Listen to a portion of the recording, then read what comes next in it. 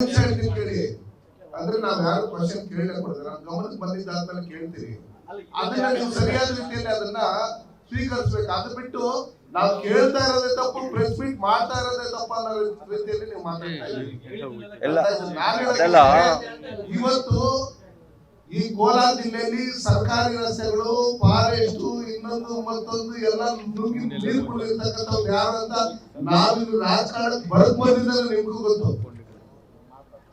ಆಗಿರ್ತಕ್ಕಂಥ ಸಂದರ್ಭದಲ್ಲಿ ಇವತ್ತೇನು ಅಗಲಕೋಟೆದು ಏನಾಗಿದೆ ಅದ್ರ ಬಗ್ಗೆ ಮಾಹಿತಿಗಳನ್ನೆಲ್ಲ ಕಲೆಕ್ಟ್ ಮಾಡ್ಕೊಂಡು ಬಂದು ದಾನ ಮಾಡಿದ್ದಾದ್ಮೇಲೆ ಅದೇನಾಗಿದೆ, ಅದರಲ್ಲಿ ಕೆರೆ 21 ಎಕರೆ ಇತ್ತು, ಅದ್ರಲ್ಲಿ 4 ಎಕರೆ ಹೆಂಗಾಯ್ತು, 61 ಎಕರೆ ಸ್ಕೂಲ್ ದಾನ ಕೊಟ್ಟಿದ್ದಾದ್ಮೇಲೆ ಅವರೇ ನಮ್ಮ ಹೆಸರು ಮಾಡ್ಕೊಡಿ ಅನ್ನೋ ಶಾಂಭೋಗಿನಾಥಿ ಅವ್ರ ತಾತ ಪೂರ್ವಜರ ಕಾಲದಲ್ಲಿ ರಾಜ ಮಹಾರಾಜರ ಕಾಲದಲ್ಲಿ ಅವ್ರ ಫ್ಯಾಮಿಲಿ ಬಂದಿರ್ತಕ್ಕಂಥ ಆಸ್ತಿ. ಹಿಂಗಿರ್ತಕ್ಕಂಥ ಸಂದರ್ಭದಲ್ಲಿ ಗ್ರಾಮಸ್ಥರೆಲ್ಲ ಒಟ್ಟಿಗೆ ಬಂದು ಚುನಾಯಿತ ಪ್ರತಿನಿಧಿಗಳ ಹತ್ರ GR ಆರ್ಥೋಪೆಡಿಕ್ಸ್ ಕೋಲಾರ್ ಮೂಳೆ ಚಿಕಿತ್ಸಾ ಕೇಂದ್ರ ಅತ್ಯಾಧುನಿಕ ತಂತ್ರಜ್ಞಾನ ಬಳಸಿ ಎಲ್ಲ ಮೂಳೆ ಸಂಬಂಧಿ ಸಮಸ್ಯೆಗಳಿಗೆ ಪರಿಹಾರ. ಜಾಯಿಂಟ್ ರಿಪ್ಲೇಸ್ಮೆಂಟ್, ಸ್ಪೋರ್ಟ್ಸ್ ಸಂಬಂಧಿ ಸಮಸ್ಯೆಗಳು, ಮೂಳೆ ಮುರಿತ, ಸ್ಪೈನ್ ಶಸ್ತ್ರಚಿಕಿತ್ಸೆಗಾಗಿ ನುರಿತ ಮೂಳೆ ತಜ್ಞರನ್ನು ಸಂಪರ್ಕಿಸಲು 7020532255ಕ್ಕೆ ಹಿಂದೆ ಕರೆ ಮಾಡಿ. ಹಿಂಗಾಗಿದೆ 4 ತಿಂಗಳಿಂದ ಇದು ಕನ್ವರ್ಷನ್ ಆಗಿದೆ.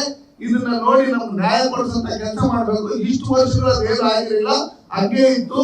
ಅದ್ರಲ್ಲಿ 10-8 ಕಾಲ್ದಾರಿ, ಬಂಡಿದಾರಿ, ಇನ್ನೊಂದು ಮತ್ತೊಂದು ಎಲ್ಲ ಇದೆ ಅಂತ ಹೇಳಿದ್ದಾದ ತಕ್ಷಣ ಮಾಜಿ ಶಾಸಕರು ಮತ್ತೆ ನಮ್ಮ MP ಗಳು ಎಲ್ಲ ಮಾಲೂರು ತಾಲೂಕಿನ ಎಲ್ಲ ಶೈಕ್ಷಣಿಕ ಇಲಾಖೆ ಕೊಟ್ಟಿರ್ತಕ್ಕಂಥ ಆಸ್ತಿ ಈ ತರ ಆಗ್ತಾ ಇದೆಯಲ್ಲ, ಸರ್ಕಾರಿ ಆಸ್ತಿ ಸಾರ್ವಜನಿಕ ಉದ್ದೇಶಕ್ಕೆ ಬಿಟ್ಬಿಟ್ಟು ಯಾರೋ ಒಬ್ಬರು ಪಾಲಾಗ್ತಾ ಇದೆ ಅಂತ ಹೇಳಿ ಇವತ್ತು ಪ್ರೆಸ್ ಮೀಟ್ ಮಾಡ್ತಾ ಇರೋದು. ದಯವಿಟ್ಟು ನಿಮ್ಗೆಲ್ಲರೂ ಸಹಕಾರ ಇರ್ಲಿ. ಅದು ಕೋಲಾರಲ್ಲಾಗಿರ್ಲಿ, ಮುಳಬಾಗಲ್ಲಾಗಿರ್ಲಿ, ಈ ತರ ಎಲ್ಲೇ ಆದ್ರೂ ಕೂಡ ನಾವು ಅದ್ರ ವಿರುದ್ಧವಾಗಿ ಧ್ವನಿ ಇವಾಗ ಉಳ್ಕೊಂಡಿದ್ರೆ ಸರ್ಕಾರಿ ಶಾಲೆ ಜಮೀನು, ಸರ್ಕಾರಿ ಶಾಲೆ ಜಮೀನುಗಳು ದೇವಸ್ಥಾನ ಜಮೀನು ಮಾತ್ರ ಉಳ್ಕೊಂಡಿದೆ. ಈ ದರಗಳು ಜಾಸ್ತಿ ಆಗಿದೆ, ಭೂಮಾಫಿಯಾ ಸ್ಕೂಲ್ ಒಳಗೆ ಬರ್ತಾ ಇದೆ, ದೇವಸ್ಥಾನ ಒಳಗೆ ಬರ್ತಾ ಇದೆ. ಈ ಸ್ಕೂಲು ಯಾಕೆ ಇದು ಟೀಸರ್ ಅಂದ್ರೆ 96 ಅಲ್ಲೇ ಶಿಕ್ಷಣ ಇಲಾಖೆಯ ಉನ್ನತ ಅಧಿಕಾರಿಗಳು ತಹಸೀಲ್ದಾರಿ ಲೆಟರ್ ಬರ್ದವ್ರೆ, DC ಲೆಟರ್ ಬರ್ದವ್ರೆ, ಸಬ್ ರಿಜಿಸ್ಟರ್ ಲೆಟರ್ ಬರ್ದವ್ರೆ, ಎಲ್ರಿಗೂ ಲೆಟರ್ ಬರೆದು ಈ ಜಮೀನನ್ನ ಪರಭಾರೆ ಮಾಡಬಾರದು ಅಂತ ಹೇಳಿ ಪತ್ರ, ಸರ್ಕಾರಿ ಪತ್ರ ಬರ್ದವ್ರೆ 96 ಅಲ್ಲೇ. 95 ಅಲ್ಲಿ ನೀವು ಪತ್ರಿಕೆ ಮುಖಾಂತರ ಅದನ್ನ ಪಬ್ಲಿಷ್ ಮಾಡಿದ್ದೀರಿ. ಹಾಗಿದ್ರೂ ಸರ್ಕಾರದ ಗಮನದಲ್ಲಿ ಇದ್ರೂ ಸರ್ಕಾರಿ ಅಧಿಕಾರಿಗಳು ಕಾದ ಮಾಡಕ್ಕೆ ಯಾಕೆ ಸಾಧ್ಯ, ಇದ್ರ ಹಿಂದಿನ ಶಕ್ತಿ ಪ್ರಭಾವ ಏನು ಅನ್ನೋದನ್ನ ತನಿಖೆ ಮಾಡಬೇಕು ಅನ್ನೋದು ಅಷ್ಟೇ ನಮ್ಮ ಪತ್ರಿಕಾ ಗೋಷ್ಠಿಯ ಉದ್ದೇಶ. ಹಾಗಾಗಿ ಇವತ್ತು ಆಗ್ರಹ ಮಾಡ್ತಾ ಇದ್ದೇವೆ.